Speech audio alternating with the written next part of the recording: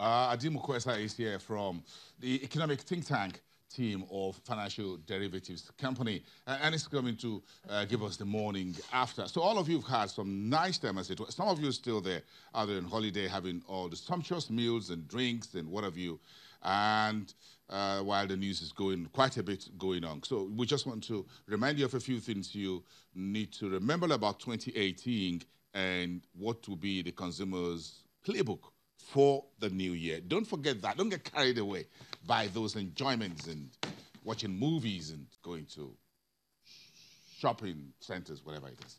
So just keep an eye on the news. It's very important. Adim, good morning, isn't it? Good morning. It's important to keep an eye on the news. Yes, of course. And don't get carried away thinking that because the holidays will be over and then we're back to the realities of the times. Yes. Because while folks are having fun, oil prices went down slightly below $50 a barrel, and some folks never knew it happened.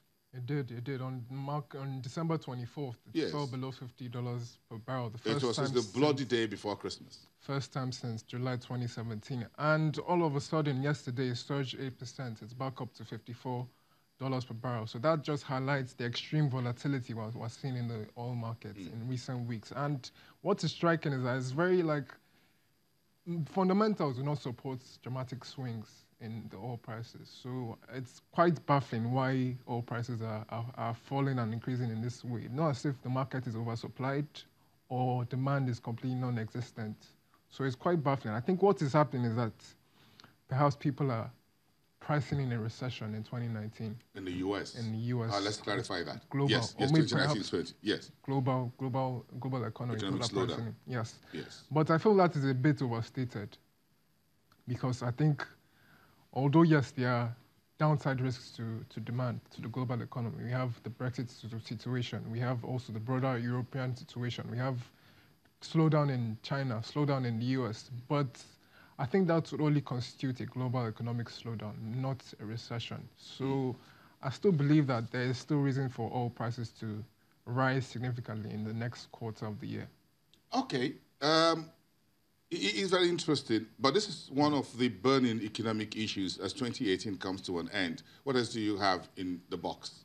Yes, another interesting news story that came out yesterday or on the 25th of December, the NNPC incurred 623 billion naira worth of subsidy or under recovery. That's the term that is going in the first 11 months of 2018. What I find interesting here is that in the 2019 budget, a subsidy, what is apportioned for subsidies, a little over 300 billion. So if we've spent 623 billion in the first 11 months of 2018, but yet we have apportioned 300 billion in 2019, then there's a mismatch there. Then it's hard to understand why that is so. I don't know what is happening there. So, but I think this subsidy issue is a questionable use of our scarce resources for a cash-strapped government. I think the new government, if President Barry wins a second term or the opposition comes in, I think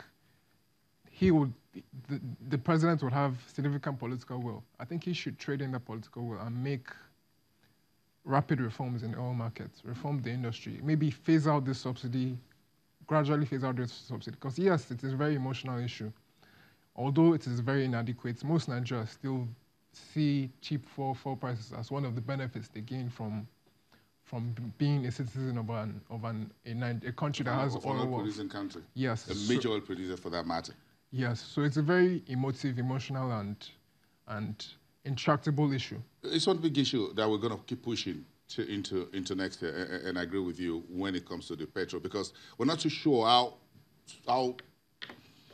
for how long the government at the center will be able to hold this pump price from increasing. It's the pressure is building on a daily basis at 145 under recovery, moving sometimes from high oil crude prices of about 60 naira to 25 to 30 naira per liter. It's draining because we can use $1 billion elsewhere for good measure. It would be major physical relief. Yes, so we've done 623 billion. That's what you say the NNPC. That's about $2 billion, technically speaking. So if you're doing an additional $1 billion next year, and it doesn't look like we can see the end of the barrel, as it were, even with field glasses, we can tell. that means that something would have to happen in 2019 to 2020. Maybe government is hoping that all the refineries will come into force, and then by the time they release their fingers off the nozzle, then perhaps there will be enough local production to address this issue. Because I'm not too sure for how long we can hold this. Yes, one thing is for certain, that this will take massive political will, and it will take massive political mastery. It will require... We just need to fix the industry, yes, and adjust it, reduce import and increase local production. Yeah, I think it's as simple as daylight. Yes. What else is there? MTN and Central Bank have settled out of court. Thank goodness that is off the grid, as it were, the yes, news grid, as it were. Yes, this is a win-win for both sides. Well, I'm not too sure about what is win-win. But again, it's amicable resolution. It's in both sides' interest for them to reach a settlement in this and move on. I should say, yes. And because, for example, Nigeria, MTN is one of the few telecoms companies that can make massive investments in telecoms infrastructure. For MTN, Nigeria contributes about 27% of its revenue. It's applying for a mobile banking license in 2019, so it needs to be embedded in this market. It needs to eat out of the cake that Nigeria has to offer. So I think this is certainly good news. But for Nigeria, I think reputational damage has already been done, unfortunately, because I think what market observers will see is that this highlights difficulty for international companies in obtaining foreign exchange and transferring it out. International companies dislike capital restrictions, so unfortunately the reputational damage has already been done. I think also people also see this as an attempt as an attempt from a cash-strapped government to squeeze profits out of a company, which is not pleasant, to be honest. So those are the burning economic issues we have for today. Again, if you look at your list there, one of the key issues is the power sector. So we'll talk about petrol. So let's talk a bit about power, because we have a few other areas to touch. Yes, power has been very good during this Christmas break. Thankfully, it is up to 4,275 megawatts per hour, and I think that is mainly attributable to a fall in industrial demand. Most manufacturing industrial companies have closed for the festive demand, so there is improved power supply out of that. And also gas constraints, grid constraints have also reduced considerably, so that is good news. And also, but diesel prices still remain sticky downwards at 260 naira per litre. And I've heard several anecdotes that transport fares, people that are going to the east, are going to the north, they're paying more for their transport fares. So I think you can attribute that to the fact that the price of diesel is still extremely high at this point. Yeah, so that will probably feed into consumer prices in the first quarter of 2019. Okay, we've done a bit of this. Let's step into the marketplace and see what the survey is showing, and that's where we're bringing this to everyone's doorstep when you talk about consumer prices. Okay, so where are we with your market survey, which is very interesting, talking about rice, beans, semovita, tomato. What was the trend this public holiday season? Yes, prices were at the first half of December. Prices for those commodities are a bit sensitive, more sensitive to the Christmas period. Commodities like rice, beans, we saw an uptick. But as at now, I think those prices should have dropped a bit because there's no demand. I'm sure, for example, for rice, I'm sure if you buy your rice, there's still much left over that will last into the end of January. So as a result, prices for those kind of commodities should reduce in the first quarter of 2019. Also, commodities like tomatoes, pepper, we should also see broader declines in those commodities. So it will be good for consumers in the first quarter of 2019. That's what we forecast. So you think this market prices so today are what folks are coping with? Yes, we have, for example, a 50 kg bag of rice is going at 16,500 naira. A 50 kg bag of beans is going for 26,500 naira right now. A 50 kg basket of tomatoes is trading at 8,000 naira and pepper to 8,000 naira too. So for tomatoes, that represents about a 50% decline from 12,000 just a few months ago. So that should be pleasing for consumers, yes, in general. Okay. Let's leave it there. Folks just need to watch all of this because it looks like, well, since the mood is here and everybody's out there, it looks like this spending, consumer spending, we just continue to the new year. Folks will just adjust to what these new prices are really. And they just move on. Also, what have you, part of your holiday, you got 2 days off, really, I know. I'm sure of that. So did you drink, what type of juice did you drink? Mango in that part of? Citrus, mango, yes, definitely. I like mango juice a lot. So yes, I definitely drank some mango juice. And you were thinking about this business? Yes, that is a commodity in focus today, mango. But because the seasonality of mango is very brutal. In this time of the year, you can't find, it's very rare to find mangoes. And that is very unfortunate for people like me that like mango. And what I think this highlights is there's a business opportunity in storage facilities for seasonal products like mango. Mango, the harvest season usually lasts from about April to August, and it's grown across the states. It's grown across all states, but mainly in the east, states like Enugu and Anambra.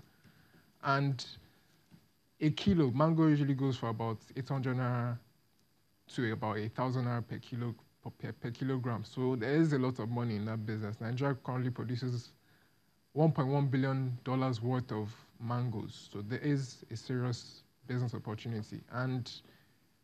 But the disadvantage is that there's seasonal shortages. For example, this period of the year is in very short supply, and there's a premium attached to mangoes. So I think what entrepreneurs should focus on is providing storage facilities for products like mangoes, so that they can be in markets during this time of the year. This is a big business worldwide. Yes. How are we scratching the surface? I'm not sure we produce about 2.3% we account for 2.3% of global production. Our global output is estimated at 917,600 tons, which is the value of $1.1 billion per year. So we actually generate a decent amount of money from mango production in Nigeria. Yeah, with I'm sure Dangote and a few others are doing mango juice in Nigeria, but we can really still do more so that the price of those packs come a little bit cheaper. But again, if we have the way to preserve the real fruit itself, yes. Not turn into juice, but if you can find those things at stores, not the ones organically, those who are genetically modified yes. mangoes and whatever yes. that are imported, but the local one, we just don't seem to have that part of the agri value chain where we can take those, preserve it, and make sure that you can still eat the fruit itself without being processed. If you grew up on the farm, you get used to eating the mango yes. itself, the way yes. it came, not just in drinking glasses, things yes. like that. Yes, definitely. Yeah, definitely. that's something we can still raise what we make out of that. $1.1 billion from something about 84 billion or something that global market. Yes. We're still scratching the surface. We can make more. We can make more. We can double our output in the next 2 to 3 years if we continue to focus on this agricultural drive. I think we can double our output to about 2 million tons. Okay. So what's the outlook on oil prices? Let's finish it back where we started from. Crude oil is a big story. What's the outlook for us? We enter into the new year. 2019, to show how uncertain 2019 market is I've seen average prices ranging from as high as $72 per barrel in 2019 to as low as $50 per barrel in 2019. So it's a very uncertain, but what I predict is that I think historically, OPEC and Russia have colluded to stabilize prices. Although it has taken time, I believe eventually they would reduce their production, which will result in stable oil prices. So we should see oil prices in the range of $60 per barrel in the first quarter of 2019, which is favorable for both importers and exporters. Okay, so, great one. Yeah. Nice one. Thank you very much. Let's keep an eye on how oil prices behave and sometimes misbehaves, yes. depending on what side of the barrel you're looking. Adimo Kwesa from Financial Derivatives Company. We're still talking about the oil market, but this time we're looking at the downstream sector.